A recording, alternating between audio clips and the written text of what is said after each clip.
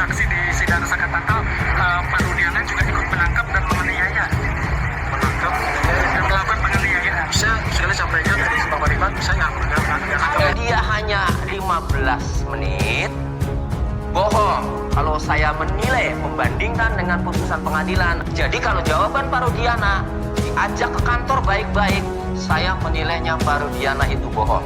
Karena terungkap dalam putusan pengadilan, ya, ini diinterogasi. Tony RM selaku kuasa hukum Peggy Setiawan membongkar kebohongan Ibtu Rudiana terhadap penasihat Kapolri mengenai kasus Vina Cirebon. Keterangan Ibtu Rudiana kepada Irjen Pur Arianto Sutadi selaku penasihat Kapolri Jenderal Listio Sigit dinilai bohong oleh Tony RM. Tony meminta agar ayah Eki tersebut segera diperiksa oleh Mabes Polri.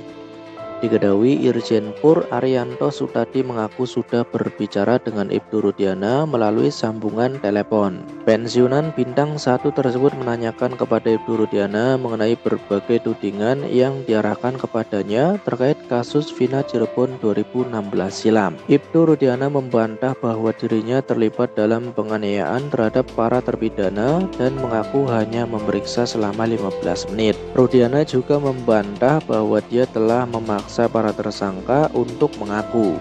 Tony RM selaku kuasa hukum Peggy Setiawan kemudian melakukan pencocokan dengan putusan pengadilan yang diketahui milik 5 terpidana yakni Hadi Saputra, Eka Sandi, Jaya alias Kliwon, Supriyanto, dan Sudirman dengan membaca putusan pengadilan tersebut.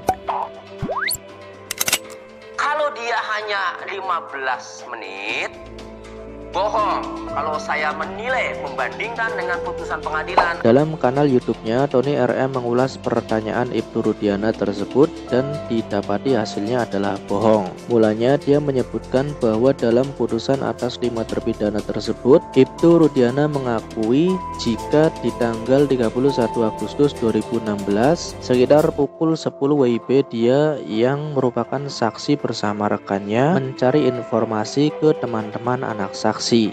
Kemudian pada pukul 1 WIB Ibtu Rudiana menuju SMP 11 dan di sanalah bertemu dengan Aep dan Dede yang bekerja pada tempat pencucian mobil. Saat itu Ibtu Rudiana meninggalkan nomor teleponnya kepada Aep untuk dikabari jika melihat para terpidana. Akhirnya Ibtu Rudiana dan kawan-kawan berhasil mengamankan 9 orang yang sedang berkumpul di SMP 11. Selain itu, Tony RM juga mengatakan bohong jika para terpidana saat itu ditanya dengan baik-baik. Sebab dalam putusan pengadilan ditulis jelas jeda waktu tersebut digunakan untuk menginterogasi.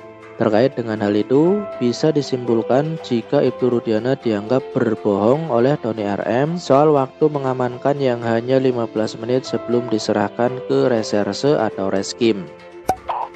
Jadi kalau jawaban Pak Rudiana diajak ke kantor baik-baik, saya menilainya Pak Rudiana itu bohong. Karena mengenai hal ini, Tony RM meminta agar Ibtu Rudiana diperiksa oleh Mabes Polri. Pemeriksaan ini juga memastikan pihak mana yang benar soal kesaksian palsu yang diungkap oleh Dede dan Lik Akbar di tahun 2016 silam. Alasannya, Dede hanyalah seorang kuli bangunan dan hanya orang biasa yang akhirnya berani mengungkap mengenai kesaksiannya. Kesaksian yang diarahkan oleh Aep dan Ibtu Rudiana maupun ketidakhadiran Dede di pengadilan saat itu karena saran dari Ibtu Rudiana. Tony RM juga akan mengingatkan agar pemeriksaan ini dilakukan transparan dan hasilnya diumumkan segera ke publik.